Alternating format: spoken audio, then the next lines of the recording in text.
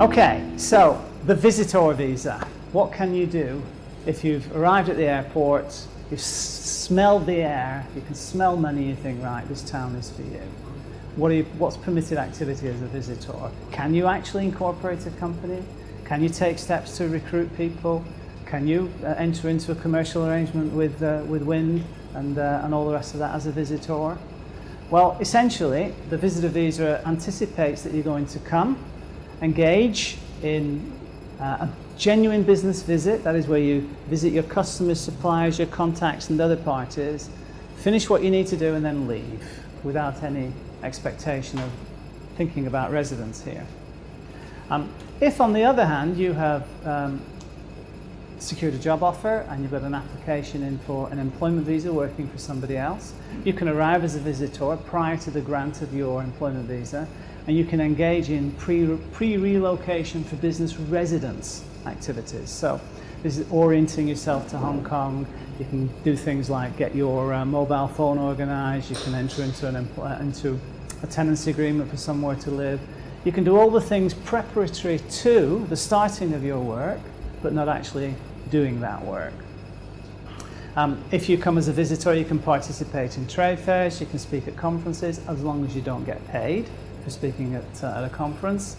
And at the trade fair, whilst you can show your wares and represent your company's interests, you can't effectively open a till and sell things across the counter at a trade fair. In the context of starting a business, effectively what you're left with is you can engage in activities preparatory to the commencement of your business, but if your intention to reside has crystallized, then you should be thinking about making an application for a business investment visa. And in a sense, in a hard delineating fashion to try and sort of put a line between what's permitted and what's not permitted, effectively, if you've established a company and you are trading, that is, you've issued your first invoice, then you've effectively joined in a business. And joining in a business isn't permitted activity as a visitor. But ultimately, it's delineated by the attitude of the Immigration Department to prosecute for breach of conditions of stay if they discover that you have engaged in activity not commensurate with your visitor visa status.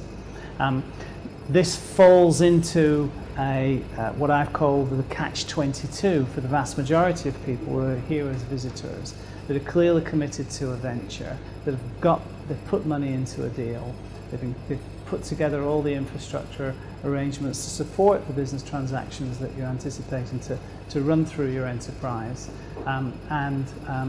This catch-22 situation I'll discuss, but it's driven by this notion that if you have an application for a business investment visa in the system and you're here as a visitor and you've effectively started trading, normally the Immigration Department don't penalise you. They forbear to prosecute for breach of conditions of stay. It's if you've engaged in business activity as a visitor and you haven't put an application into the system that the Immigration Department don't like that, because that's clearly a breach of your conditions of stay as a visitor. But I'll talk about that in some detail when we get to the relevant slide in the presentation.